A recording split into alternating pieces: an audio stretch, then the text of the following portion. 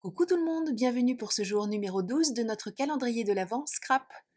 Je vous propose aujourd'hui de jouer toujours avec nos chutes de papier, hein. Il y a bien un moment où quand même je vais venir à bout de ces blocs de papier, mais j'ai bien peur que vous les revoyiez l'année prochaine. J'ai choisi un papier suffisamment grand pour faire le fond de ma carte. Je prends un détail de mon ensemble double pointillé, comme d'habitude. J'ai pas pris le plus grand, j'ai pris celui juste en dessous, pardon. Et avec un encore plus petit, je vais faire dans la chute de papier qui est ici, comme un cadeau en fait. Donc le premier, je le coupe plus ou moins en carré. Bon, c'était pas très grave que ce soit pas vraiment un carré. Je fais une première coupe, j'ai 3 côtés avec des doubles pointillés et je vais repasser le die dans la machine tout simplement pour avoir les 4 côtés avec mes pointillés. Toujours avec le même rectangle, je vais faire le dessus de la boîte cadeau. Donc je fais un petit rectangle qui lui aussi aura, vous l'avez compris, 3 côtés pointillés. Et je le passe une dernière fois pour pointiller le dernier côté. Voilà, ça ce sera la boîte cadeau. Je ne savais pas trop dans quel sens j'allais faire ouvrir. Je me dis que dans ce sens-là, ce sera mieux.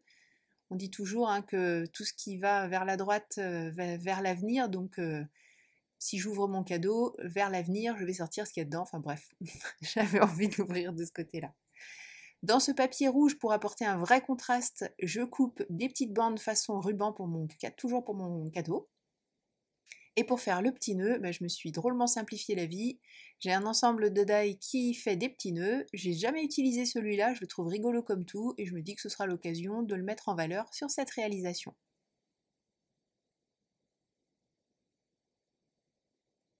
Pour mettre dans la boîte à cadeaux, ah oui, j'ai trouvé aussi des flocons qui traînaient sur mon bureau de la réalisation d'hier, je crois. Donc pour mettre dans ce cadeau, j'ai choisi 2 animaux de la planche Portrait de famille de chez Toutankol. J'ai choisi le chat parce que le petit chat, ce qui me plaisait bien, c'est que les petites pattes, on peut les découper, pardon, et faire en sorte qu'on ait l'impression qu'elles sortent du petit paquet. Enfin, vous allez voir ça. Donc je fais mes petits découpages au plus près. Je n'ai pas utilisé les fichiers que j'ai créés avec le tapis Pixscan puisque je ne voulais pas de bord blanc.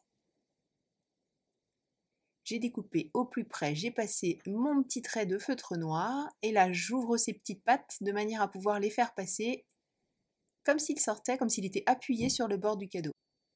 Je regarde un petit peu ce que ça va donner avec les différents rubans. Les petits flocons, puisqu'on les a retrouvés, autant s'en servir. Je fais une petite mise en couleur et j'ai réussi à laisser 2 bandes blanches de suite sur l'écharpe. Bref, sans commentaire.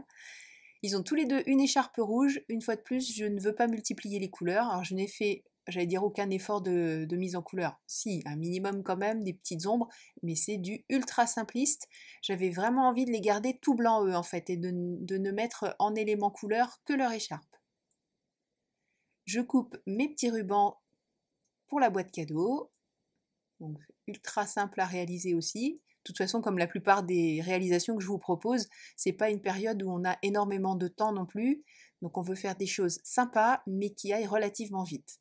Là, je colle le cadeau en oubliant bien sûr d'installer le chat. Le petit chat, j'ai envie de le mettre un petit peu en volume, donc j'ai mis un petit carré de mousse derrière lui. Je colle la première partie du haut de ma boîte en me disant je vais attendre avant de coller la deuxième, être sûr que l'emplacement me convient. Et comme c'est le cas, je colle tout, le ruban, les flocons. Et le petit personnage, le petit ours qui se trouve devant le cadeau, lui aussi je le mets en relief avec des petits carrés de mousse.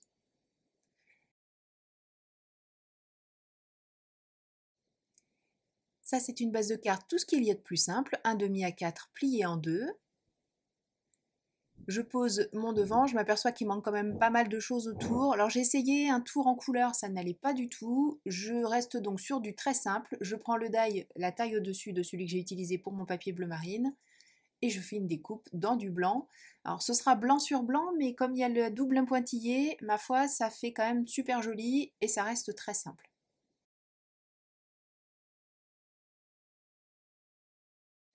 Bon, pour la suite, bien, vous allez voir le résultat final parce que j'ai complètement oublié d'appuyer sur On pour filmer. J'ai tout simplement ajouté d'autres petits flocons blancs, toujours mes flocons Lone Fawn, des petits strass au milieu, un petit peu de stylo paillettes sur les fameux flocons, et c'est tout. Et cette réalisation est terminée.